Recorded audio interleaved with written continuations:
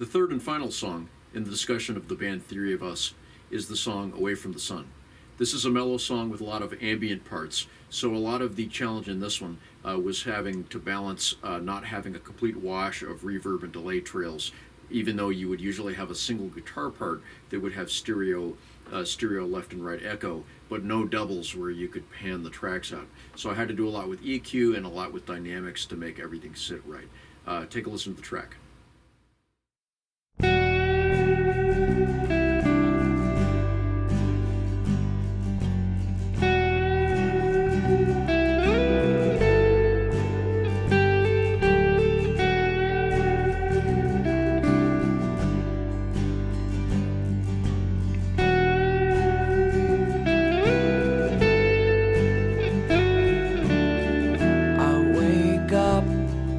My tired eyes open and I look for a reason to fight another day. Step to the window with a full look of disdain. I see all of the people who have lost another day.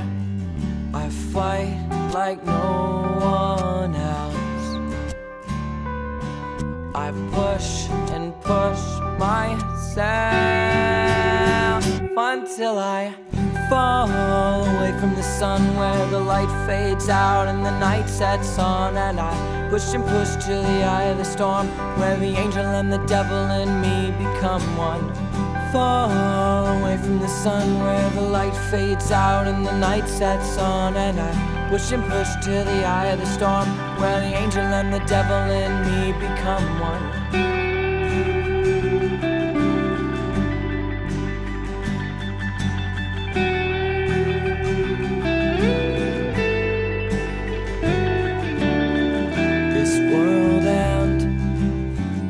Never been one, but I pushed myself up because the fight has just begun.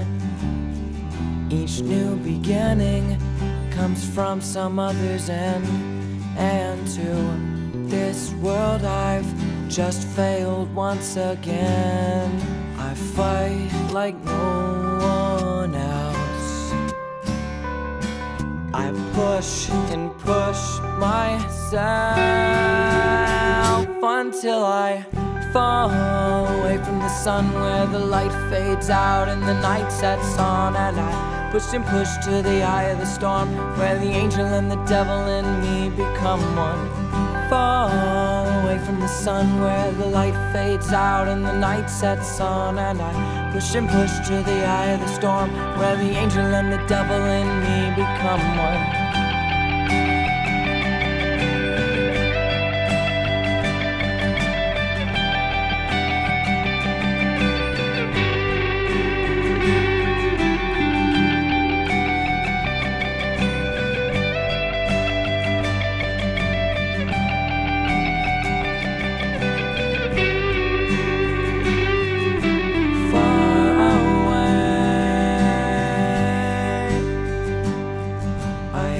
So far away, far away. I am so far away. Come back, come home. It's the only place I ever known. Come back, come home. But I can't go back. Come back, come home. It's the only place I ever known. Come back, come home. But I can't go back until I fall away from the sun, where the light fades out and the night sets on. And I push and push to the eye of the storm, where the angel and the devil in me become one. Fall away from the sun, where the light fades out and the night sets on. And I push and push to the eye of the storm, where the angel and the devil in me become one. Far away, I am so far away, far away.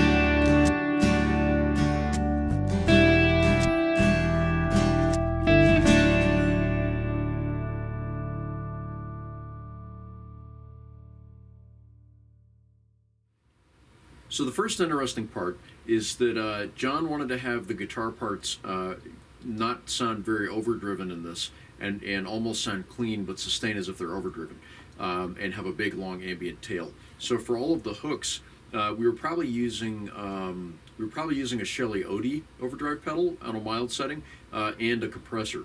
At the time, it was probably a Keeley compressor. If I were to do it again now, I would definitely use the Shelly Compi compressor, because it would have worked a lot better and made this work easier to get the tone. Anyway, even with all of that, and even doing some compression in Logic, the trail of the note would die out too soon. So I had to do a lot of extreme dynamics where I had to ride the volume fader to really hold the note out as it went into the reverb to create an artificial kind of almost keyboard sustain. So let's hear a little bit of that.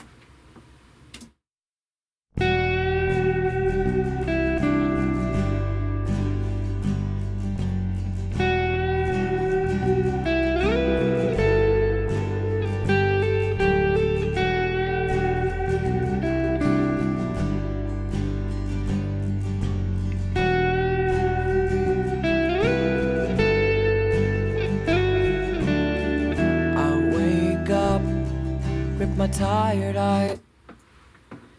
Now, I'm pretty sure for that, I distinctly remember using Logic Space Designer for all of the reverbs, because we needed incredibly cavernous spaces for this, and that just seemed to do the function better. So a lot of times I use outboard equipment, but for that, sometimes you need that kind of thing for that sound. The next part, there's lots of ambient parts that we'll take a look at, but the next part that's a unique part is for the solo sound. This is one of the few solo sounds where we didn't use the lead channel on the KSR. John wanted more of a Vox sound, so you can dial in the Shelly Odie modified pedal, the kind of greenish teal one. You can get that pedal to get kind of a glassier kind of sound that's kind of plexi-ish if you want, and that into the clean channel, the warm clean channel of the KSR, kind of got a Voxy sort of sound at a higher gain setting on the pedal. And here's what that sounds like. The angel and the devil in me become one.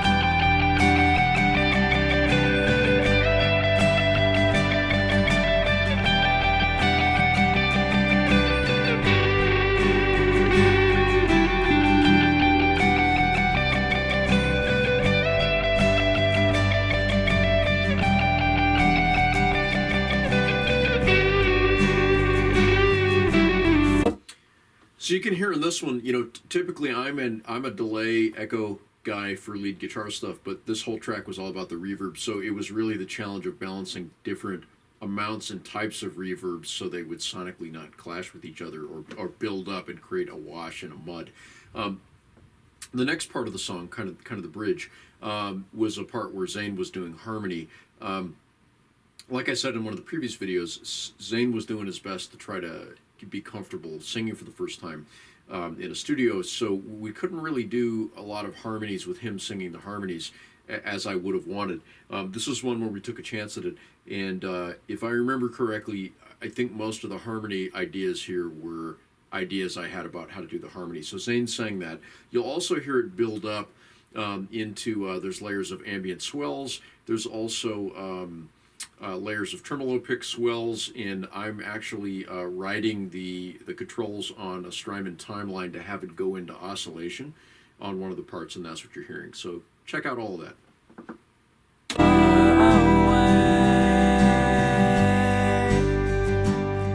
I am so far away,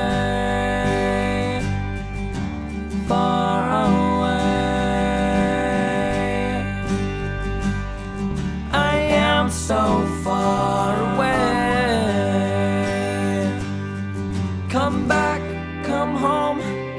It's the only place I ever known. Come back, come home. But I can't go back. Come back, come home. It's the only place I ever known. Come back, come home. But I can't go back until I fall away from the sun where the light fades out and Awesome. So the only other thing to mention that I mentioned in a previous video, this track, as with all the other ones, the acoustic sound was achieved by taking a Shure KSM-44 in cardioid mode, and it's pointed down at the floor over the acoustic about Adam's apple high. This is very, very close to the sound you would get if you had the mic over the shoulder of the guitarist. It pretty much picks up the sound that you hear as the guitarist behind the guitar. But over your shoulder is a very difficult place for a performer to stand in front of the mic that way. It's easy to bump the mic, you're going to end up breathing on the mic, and it's not comfortable for the performer. So this gives you a similar kind of thing, and it gave us, I think, a natural acoustic sound that sounds like someone playing acoustic next to you, rather than an overly compressed, plasticky, synthetic kind of sound that you hear in a lot of pop records. So we were going for a naturalistic kind of feel. It also helps if you have a guitar that's real hard and stiff sounding with kind of ugly transients in the high end, and that Yamaha Zane was using kind of had that thing, so that helps to kind of soften that out. It's kind of like when you mic off axis on a guitar speaker. It kind of nips the attack a little bit. Anyway, thanks for watching. Please like and subscribe.